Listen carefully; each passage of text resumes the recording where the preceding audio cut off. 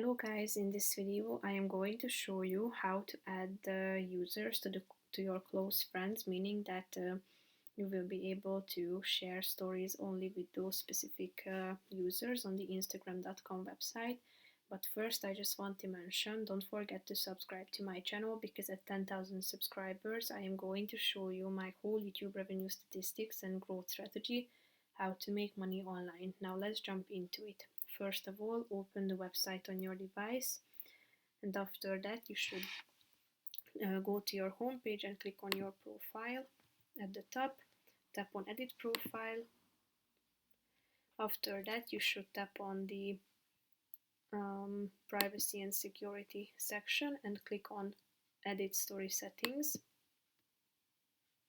Here you can find the close friends section in the viewing title, under the viewing title, so tap on it and then you should select users that you want to add to your close friends. So just simply tap onto this circle, and as you can see it has been saved, so that person has been added to your close friends list. After selecting as many as you want to, just simply go back to this section, and here you can check out the users added to your close friend list. So if you can share a story only to these specific users. So that's pretty much it for this video, guys. See you in the next one. Bye bye.